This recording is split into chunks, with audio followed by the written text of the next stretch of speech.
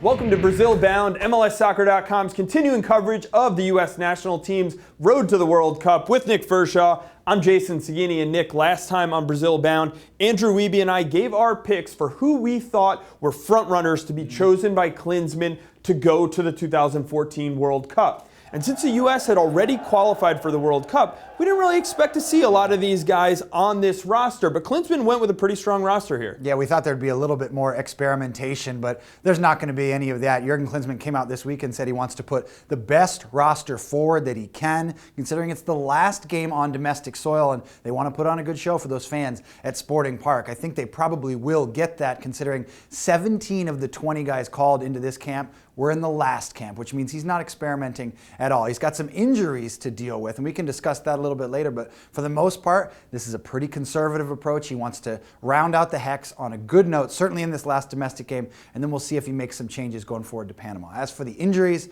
it's big guys. It's Michael Bradley, Clint Dempsey, Fabian Johnson, and Omar Gonzalez. They got to figure out how to plug those holes. All right, so let's take a look at those. I think the Fabian Johnson one is pretty easy here. DeMarcus Beasley fills in at left back. He's basically competing for a starting spot with Johnson anyway. And then, of course, on the right side, you're going to have Brad Evans, who is another starter, we think, on this team. But the other one's not as easy to fill. Omar Gonzalez, there's a hole in the back to fill there. They called in Michael Orozco-Fiscal to replace him. Does Orozco-Fiscal get another shot to redeem himself after his last start against Costa Rica, which was out of position, to be fair to him? Or should we expect Jeff Cameron to pair with Matt Besler? It's an interesting position for Klinsmann because Omar Gonzalez hasn't been absent for any of the Hex. He and Clint Dempsey, the only two players to have started all 8 games in the Hex, and now you're looking at, okay, who do we pair with Matt Besler? If Michael Orozco was going to be your starter, you probably would have called him in the first time, not as an injury replacement. So I think without Clarence Goodson in there, and that's another thing we could talk about, he's not there either, you're going to lean on Jeff Cameron. I think that's the safe route, to go with him and Matt Besler back there. And unfortunately for Michael Orozco, he's on the outside looking in right now in the center backs. All right, when you move up to the midfield, Michael Bradley's still out. Obviously a huge hole for Jurgen Klinsmann. We saw Beckerman pair with Jermaine Jones. Beckerman plays a little more defensive, lets Jones push forward. The other option, though, might be to give time to mix Diskerud or Sacha Kljestan and let Jones hold in behind them. Which would you rather see here? I think I'd rather see some experimentation and put one of those offensive-minded players in the midfield. Sacha Kljestan or Mix Diskerud, the two that you mentioned. But I think Klinsmann, again, is going to be conservative here. Shift Kyle Beckerman into that defensive role. Shift Jermaine Jones up into an offensive-minded position. But then you have Donovan, Zusi, and the rest of the guys up top to carry the load offensively. I'd like to see Kljestan and Diskerud because I think a lot of people want to see which guy is going to make it to Brazil, and the only way you're going to get to make it to Brazil is play well in front of Jurgen Klinsmann. But at least in this Kansas City game, I think you're going to see him play it safe.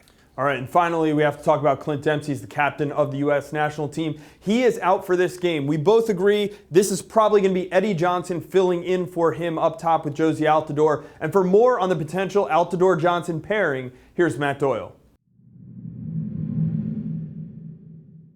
Thanks, guys. With the absences, there's likely to be a ton of tactical questions with this one. And one of the key things is going to be, will Jurgen Klinsmann start with 2 true forwards, or will he go with Jozy Altidore as the number 9 and either Donovan or Johansson underneath as sort of a second forward? I think he might go with 2 true forwards. We might see EJ and Jozy together, as we did 2 months ago in Bosnia. It's a little more direct, and it's maybe a little less cultured than people like, but it's something that the U.S. is going to need in their repertoire, and Klinsmann knows it. Teams at the highest level will squeeze Landon Donovan and Fabian Johnson, eliminate the playmakers, the chance generators, and force the U.S. to go direct.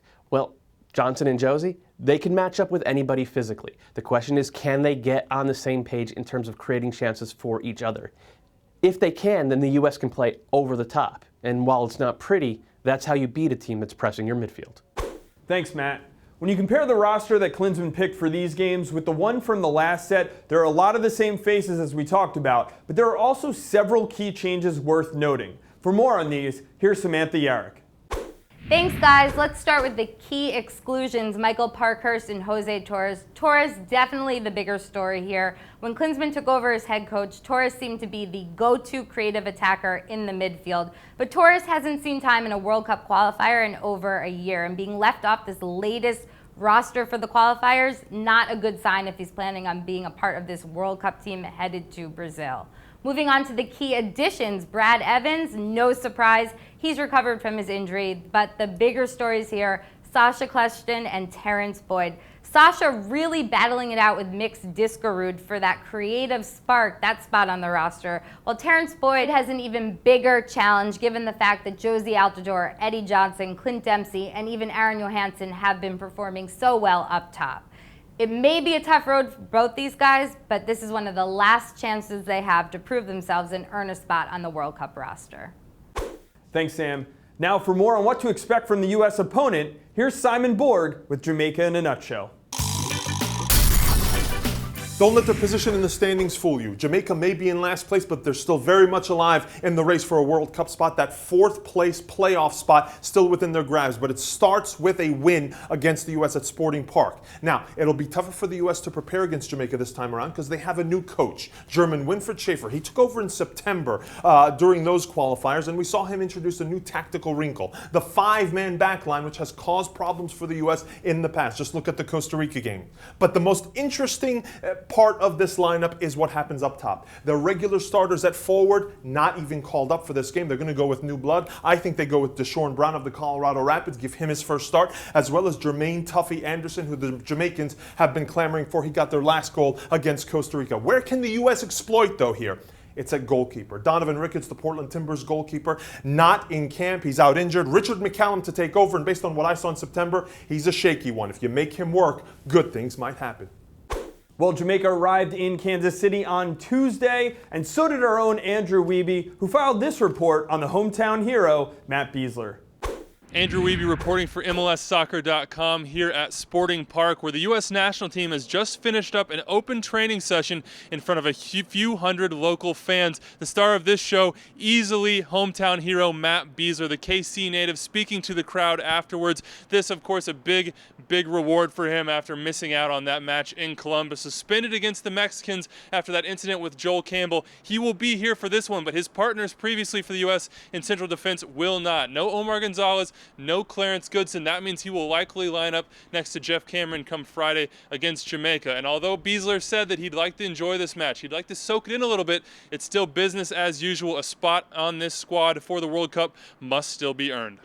I'm still fighting for a spot for sure, so I'm putting a lot into this game and trying to play well and help the team get a result. But I also told myself I'm going to do my best to soak it all in and to enjoy it too.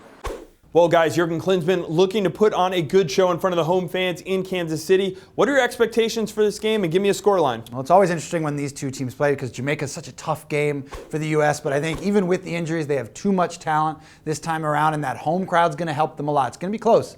2-1 win for the U.S. I agree with you. Jamaica's always been tough for the U.S., and that five-man back line from Jamaica I think is going to be tough.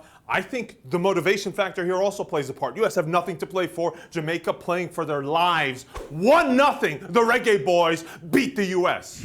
All right, there you have it. Predictions from the guys. That's all we have for Brazil Bound. Don't miss the game, 6:30 p.m. Eastern Time. You can see it on ESPN and Unimas. We'll be back on Brazil Bound next Monday.